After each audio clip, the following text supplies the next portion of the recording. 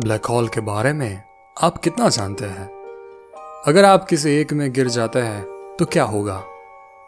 कहते हैं कि एक दिन इंसान अंतरिक्ष में दूसरे प्लैनेट की खोज कर रहे थे इंसानों के रहने के लिए, लेकिन एक ब्लैक होल के पार आकर फैसला किया क्यों नहीं इसकी जांच करें, ये क्या है और यहाँ क्या होगा। अगर आप एक ब्लैक होल में गिर जाए तो क्या होगा? काला और छेद होने के बावजूद एक ब्लैक होल का अंधेरा खाली जगह नहीं है। आइंस्टाइन ने अपने सापेक्षता के सिद्धांत में भविष्यवाणी की थी कि ब्लैक होल कैसे बनते हैं। जब एक विशाल तारा मर जाता है तो यह एक छोटा अवशेष कोर पीछे छोड़ देता है। यदि कोर का द्रव्यमान हमारे सूर्य के द्रव्यमान से कम 3 गुना बड़ा होता है तो गुरुत्वाकर्षण अन्य सभी शक्तियों को नष्ट कर देता है और कोर को ब्लैक होल में बदल देता है। इसके ब्लैक होल नाम को आपको मूर्ख मत बनाने दो। असल में ये चीज बहुत कम जगह में पैक हुए पदार्थों की एक बड़ी मात्रा से भरा हुआ है। सूर्य का गुरुत्वाकर्षण क्षेत्र पृथ्वी की तुलना में 28 गुना मजबूत है और इसके यानी सूर्य के बारे में सोचें। यदि आप सूर्य पर चलते हैं तो आपका वजन पृथ्वी की तुलना में 28 गुना ज्यादा होगा। अब कल्पना कीजिए कि वहां गुरुत्वाकर्षण कैसा होगा। ब्लैक होल का गुरुत्वाकर्षण इतना मजबूत होता है कि प्रकाश भी बाहर नहीं निकल पाता।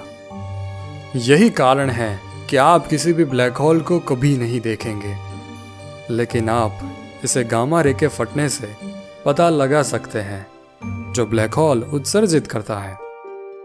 स्टीफन हॉकिंग ने इसके बारे में खोज की थी। खुद स्टीफन हॉकिंग का मानना था कि ब्लैक होल किसी दूसरे ब्रह्मांड की ओर जाने का मार्ग हो सकता है। तो अगर आप एक ब्लैक होल में गिर जाते हैं तो क्या आप खुद को एक दूसरे आयाम में पाएंगे, यानी अल्टरनेटिव डायमेंशन। हर ब्लैक होल का एक घटना क्षितिज होता है जिसे हम इवेंट होराइजन भी कहते हैं। यह बिंदु पर गुरुत्वाकर्षण इतना मजबूत हो जाता है कि आप इससे बच नहीं सकते। अगर आप खुद को उस बिंदु से बाहर पाते हैं तो आप देखेंगे कि तारे अंधेरे के एक पूर्ण चक्र के चारों ओर मुड़े हुए हैं। जैसे ही आप ब्लैक होल की ओर खींचना शुरू करते हैं, आप तेजी से आगे बढ़ रहे होते हैं और गुरुत्वाकर्षण बल इसमें आपकी भी मदद करता है, उसको रफ्तार देकर। यह है आपके लिए पहली बुरी खबर।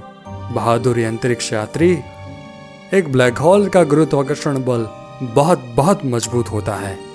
यदि आपके पैर पहले गिर गए तो आपके पैर आपके सिर की तुलना में एक मजबूत गुरुत्वाकर्षण खिंचाव महसूस कर रहे होंगे। आपका शरीर अलग अलग फैला होगा, यानी शरीर के टुकड़े टुकड़े हो जाएंगे। सर और पैर कहीं और वो भी कहीं और तैर रहा होगा। सबसे आम ब्लैक होल को स्टेलर कहा जाता है।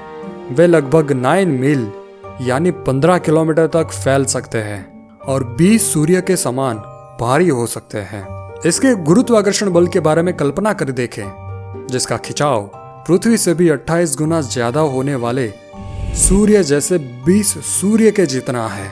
क्या नहीं हो सकता यहाँ पर। यदि आप एक तारकीय ब्लैक होल की ओर खींचे जाते हैं तो आप एक घटना क्षितिज यानी इवेंट होराइजन तक पहुंचने से पहले ही पूरी तरह से फट जाएंगे। इसीलिए सुपरमैसिव का चुनाव जरूर करें, जो हमारे सूर्य से 1 लाख गुना भारी है।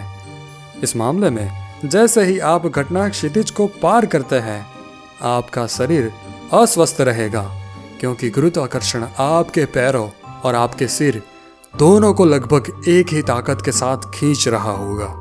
और अगर आप सोच रहे हैं कि एक ब्लैक होल को कहाँ ढूंढना है, तो आपको बहुत दूर देखने की जरूरत नहीं है।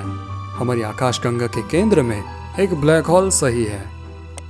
आकाशगंगा में 100 मिलियन से भी ज्यादा ब्लैक होल हो सकते हैं। आए दिन अंतरिक्ष के ग्रह, नक्षत्र और तारों आदि में बड़े आकस्मिक बदलाव होते रहते हैं और हजारों ब्लैक होल बनते और बिगड़ते रहते हैं। सौभाग्य से ब्लैक होल 165 क्राडिलियन मील या 265 क्राडिलियन किलोमीटर हमसे दूर है और न तो सूर्य और न ही दूसरे ग्रहों को अपनी तरफ जूस की तरह चूसेगा।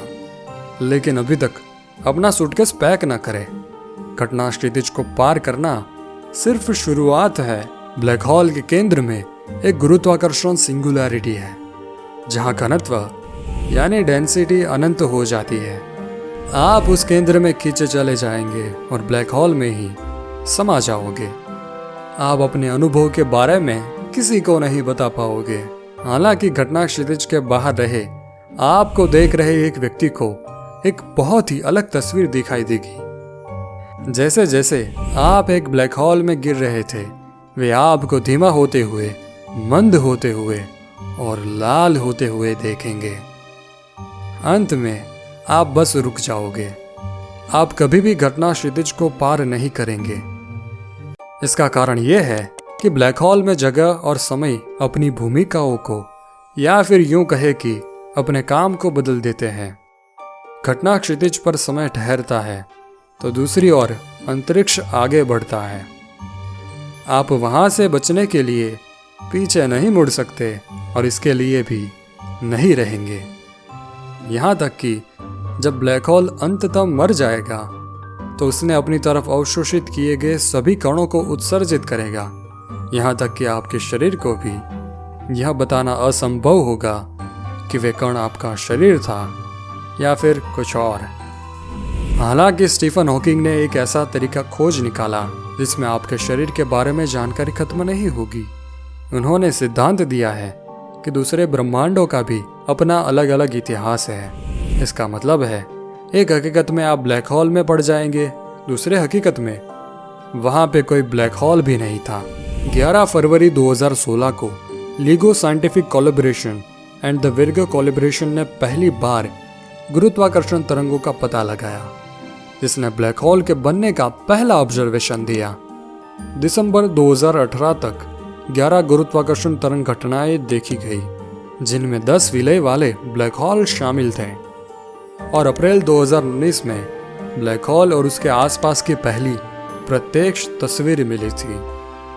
मेसियर 87 की गैलेक्टिक सेंटर, वहां पे सुपर मैसिव ब्लैक होल का ऑब्जर्वेशन इवेंट होराइजन टेलीस्कोप की मदद से 2017 से किया गया था।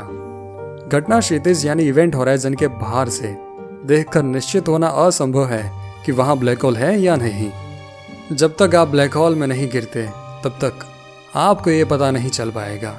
यदि आप घटना क्षितिज को पार कर गए और एक ब्लैक होल था, ये। लेकिन अगर आप एक वास्तविकता में गए हो जहां ब्लैक होल मौजूद नहीं था, तो आप अभी भी जीवित होगे, बस एक अलग ब्रह्मांड में। आपका हमारे पास वापस आने के लिए कोई रास्ता नहीं होगा। क्या आप इस संभावना का पता लगाने की हिम्मत करोगे? क्या आप ब्लैक होल और ब्रह्मांड के लिए तैयार हैं? बहुत जल्द हम आपको अपने अगले काल्पनिक एडवेंचर पर ले जाएंगे। तब तक के लिए हमारे चैनल को सब्सक्राइब करें और अपने दोस्तों को भी इस सफ़र के बारे में ज़रूर बताएं। मिलते हैं अगले वीडियो में। धन्यवाद।